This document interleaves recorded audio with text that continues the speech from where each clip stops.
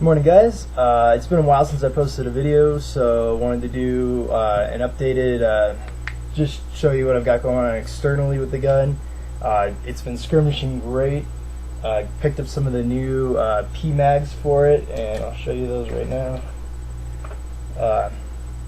These are the actual polymer ones, not the GMP metal ones, but actual green label P-mags. I like them a lot. They shoot really well, and they're a lot lighter than the older mags, and as long as you keep them lubed up properly, they're doing pretty good. The feeding lips on them are a lot sturdier than the Pro-Win magazines. Problem I had with one of my Pro-Win mags was the feeding lip broke off, and that really sucked, but oh well. The gun now is a lot shorter since the FPS was a little bit ridiculous on it. I shortened up the barrel, and it actually turned out a lot nicer. I really like how it looks now. I really like the Magpul MOE grip. It's really comfortable. I put the Mad Bull Quicksilver silencer inside of it. It looks really nice. A lot of my friends like it a lot, and yeah, it's really nice to skirmish now. I still have the aluminum bolt set, so it's actually lighter on the blowback than some of the other setups you can do if you go with heavier bolts and a heavy recoil spring. This one's set up for really consistent shot-to-shot FPS. It's got the RA Tech nozzle in it. The NPAS lets you control the FPS really well.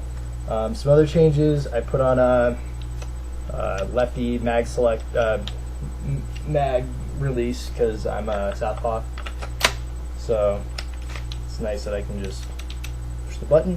That one, kind of a cheap China mod one. Needed a little bit of modding around the release. Took a little filing, but it wasn't bad.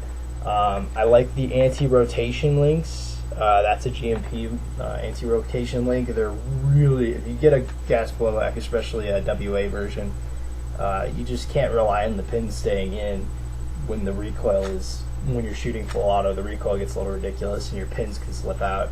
And the anti-rotation links take care of that really well, prevents them from coming out at all.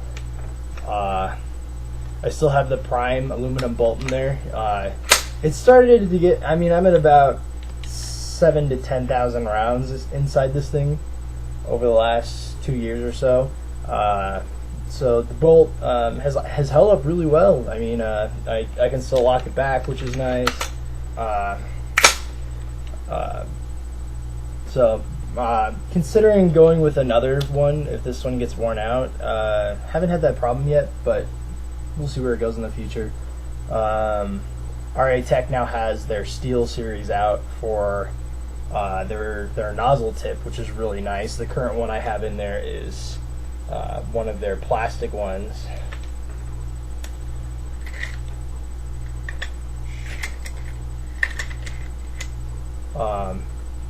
It's their newer version plastic NPAS. So their old one was like this really brittle material that actually cracked on me. They gave me a good discount on it. The only thing I highly recommend is upgrading the nozzle tip into the metal version, because the plastic one would also shatter as well. You can see it has really good recoil on it. That makes feeding really nice. It's got good consistency. You just got to keep it lubed up enough, not over lubed. What can I say? Charging handles. I go through charging handles really quickly for some reason. Mine just tend to break on me. I'm a little rough. I don't really, I don't treat my gun like a baby, so I'm a little rough on them, and it kind of shows. My charging handles break. This is my second charging handle. The internals are still pretty much stocked. The only thing I'm going to be changing, I just picked it up, is a ambi selector. That'll be changing soon. That's a steel CNC ambi selector. Really nice. Picked that off of eBay Band. Their products are always hit and miss, but that doesn't really matter, because usually for the price I'm not too worried about it being hit and miss. I went with the Magpul AFG foregrip. It's really comfortable, and it makes my already short gun that has currently it's got the PDI 6.01 inner barrel. It goes into just below the Quicksilver silencer that I've got on here. Roll that. And I absolutely love the silencer fitting inside of my Noveske style rail. So you can see that, I don't know if you can see the inner barrel. You can kind of see it glittering in there. Don't know. But so it's a fairly short inner barrel. It's only it's only a little more than 12 inches. I think it's about 13 to 14 inches. Pretty short, but the 6.01 actually gives it really it maintains pretty accurate out to 200 feet. Anything past that, it's not so reliable. BBs start to fly off. The weight I'm using is currently a 0.3 gram BB, so pretty heavy BBs compared to like your average, short range gun. But the heavier the BB, I get a little bit more consistency through any wind or anything like that. I had some comments about the Noveske rail. Wanted to show that off a little bit. It's really it's a Chinese-made Noveske rail, so you can see that it doesn't have the proper sling mounts right there. But that doesn't really matter since I only run a single point sling on the tail end anyways. So it didn't really matter to me. I picked it was a good price, and it looks nice, and it functions great. It's really light. It's aluminum made. It is CNC'd. You can see it's a really decent rail.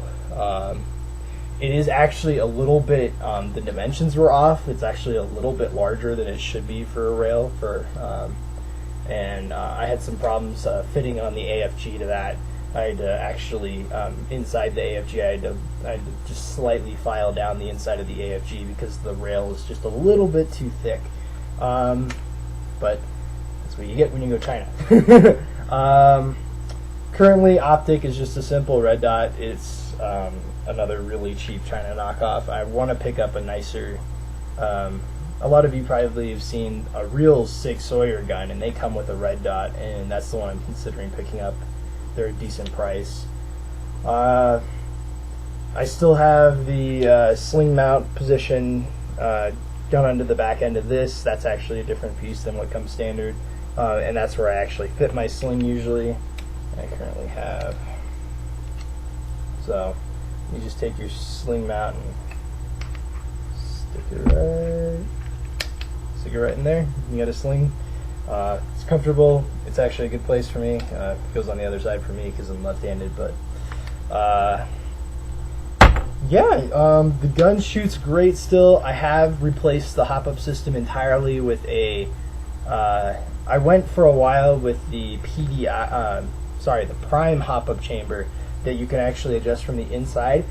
I wasn't a huge fan of it because as much as a pain as it is having to adjust the hop-up through these tiny holes, the GMP hop-up is it's actually a really good hop-up if you have a good bucking in there. So I have the standard GMP hop-up bucking, and then I've got a little spacer piece that actually makes it so that my the adjuster arm better engages with the hop-up, and that actually gives me good backspin on the BB.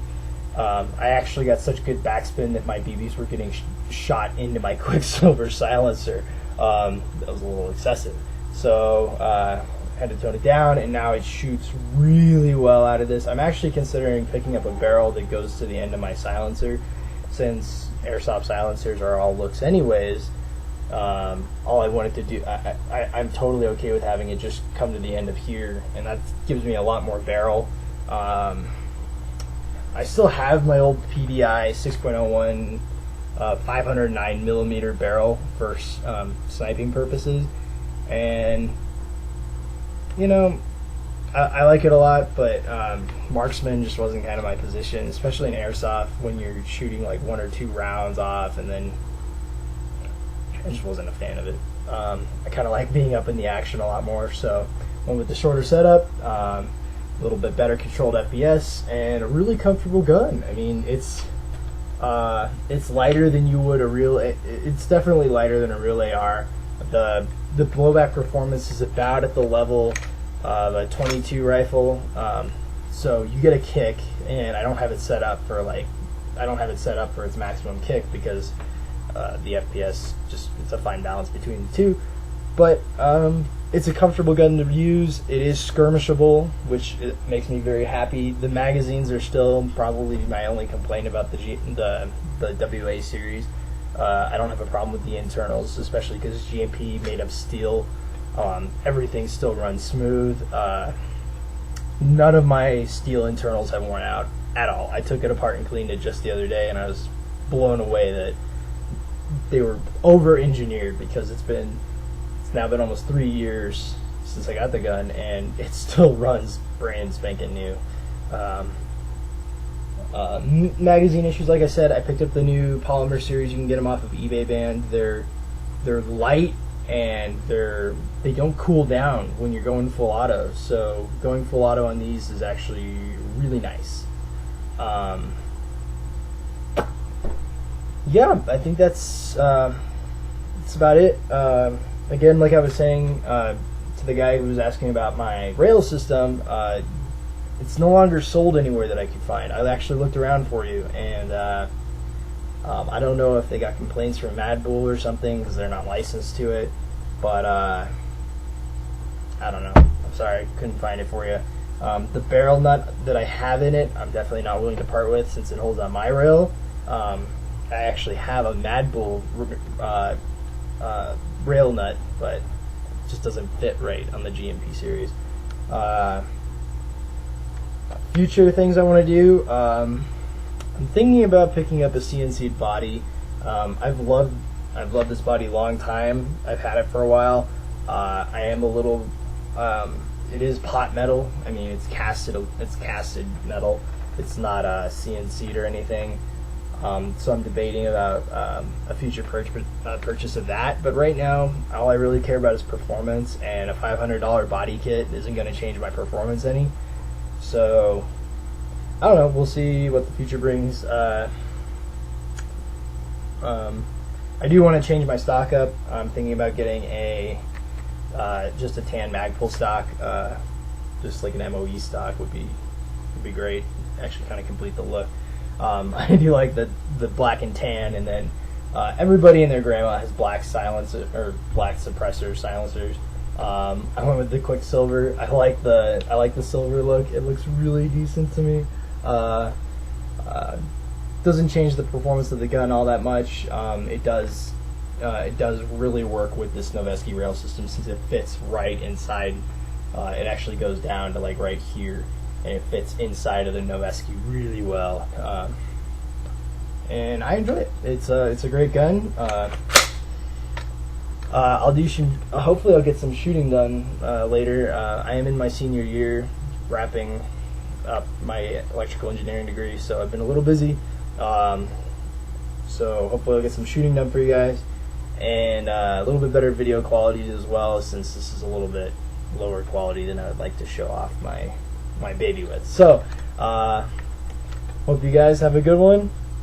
I do highly recommend the GMP Walk series, especially the ones that are the higher end ones, which have the steel internals, not the aluminum X series models. I do not recommend those to anybody. I know a guy who got one. The aluminum it gets distorted. Where it engages with the magazine gets worn out. The hammer is bad. All sorts of parts are just crapping out on him. He picked up the Prime internal set, and he's loved the steel series. If I was ever to have to replace anything inside of this, it would be with the Prime steel series, because they're CNC, they're steel, they're really nice, and for $200 you get pretty much life-lasting internals. Like I said, I don't have any problem with these internals. They've lasted me for 3 years, and they look brand new.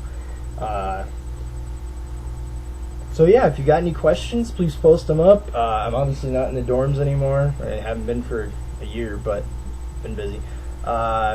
I hope to do a lot more videos in the future. I'm a huge fan of the GMP Walk series, and what can I say? I'm a huge airsoft fan in general. If you got any questions, post them, and hopefully I'll do my best to answer them. Thanks.